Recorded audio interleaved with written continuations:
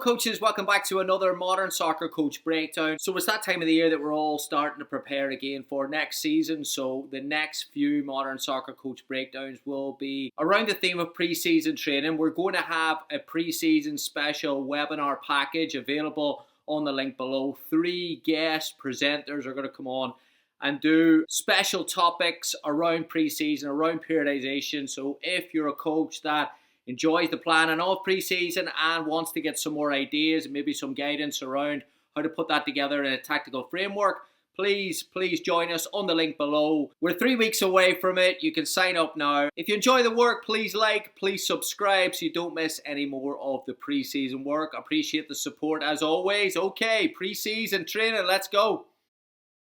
Okay, so this first round of pre-season breakdowns, we always have an objective. This one is going to be around games-based. So rather than look at a specific exercise or a specific tactical objective, we're going to look at this as the introductory part of your pre-season training. And there are some advantages that go with a game-based approach. You can create a natural intensity that arises from competition.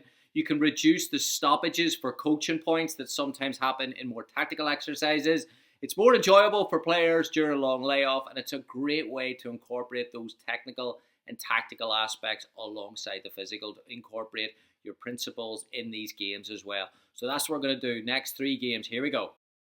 As always, coaches, if you want a copy of the dimensions and the details of these exercises, they are available for free on the website, on the link below, Modern Soccer Coach. There's tons of content on there as well. modernsoccercoach.com. You can check it out now. All right, first game is a 7v7 high pressing game. Players are split into 2 7v7 teams. The game's played in an area that has 3 zones. Players can move anywhere in the area. There's only one condition of the game, and that is that if a team regains the ball by high pressing or counter pressing in the opponent's initial first zone and they score from it, the goal is worth 3 points. So what you're trying to do here is you're trying to incentivize high pressing. You're trying to get those defensive lines higher up the pitch, which is going to increase the intensity of the exercise. It is going to increase the physical demands of the exercise. Also, every restart will begin with the goalkeeper of the team in possession. So it allows the opposition to squeeze the area again and again, look at high pressing. Keep the game short and sharp. Maybe 3-minute games, play 5-6 sets, and you've got a really good workout to build off.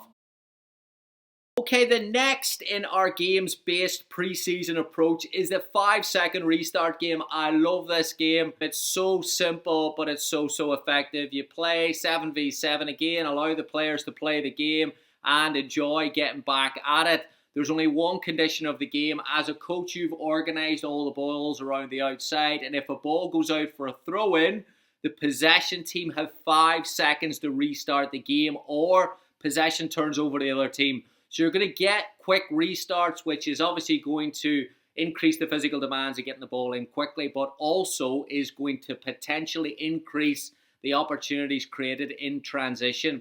So you could create transition opportunities off restarts, as well as the natural ones that are going to occur in the game. So creating those attacking opportunities, increasing the speed of play, decreasing the time that the ball goes out as well. All the ingredients for a real high-tempo, enjoyable game. Okay, our third and final game, and don't forget, if you want the dimensions for free for these exercises, you can get them on the link below. And if you want more pre-season information, you can also get it on the link below, modernsoccercoach.com. Something a little bit different here. You're going to have 2 pitches, 2 5v5 pitches alongside each other. All the players are split into 2 teams, and both pitches, you number the team 1 through 5. The games are played, they start at the same time. Coach randomly calls 1 or even 2 numbers, and the players on both teams must switch across to the other side. So there's a little bit of chaos in this, but you want the game to keep flowing when the changes happen, which means that with the nature of distances, some teams are going to get reorganized before other teams. Some players are going to get over to the other grid quicker than their opposition will. And does that create a little bit of intensity? Does that create more opportunities? Numbers up, numbers down. All those dynamics that maybe you're looking for in an exercise to reintroduce those soccer concepts. It's a really fun game. And the coach can also then manipulate the numbers and maybe make it more demanding physically or less demanding physically. A really fun game to get going with. So there you have it, coaches. A games-based approach to start those initial stages of pre-season. It doesn't mean that there's no tactical concepts. You saw the high pressing game, that you can maybe layer in those principles to your training without talking 9, 7, 11 different types of press and all that great stuff. You can be deliberate about structuring your tactical periodization, so you don't have to go in straight up on the tactical level, even though you're trying to get there eventually. A games-based approach is a really, really good way for tempo. It's a really, really good way to introduce those concepts in different stages. And it's also a really, really good way for players to enjoy preseason. Sometimes preseason has this feeling of, oh, it's going to be a lot of running, it's going to be a lot of work. But if you bring the game to the center of your preseason training, you probably increase the chances of players getting excited about getting out there. Again, there is that element of reintroducing different concepts physically, but there also are the technical areas as well. So rather than doing the component of that we done 25, 30 years ago, there's going to be running without the ball, there's going to be ball work without the running. You can incorporate it all together and, again, make it competitive, make it enjoyable, make it engaging. And again, you probably increase your chances if your structure's right around that with your planning and your game model and all your work is consistent. You increase your chances of aligning all that together, make it more consistent and make it more transferable to the game itself.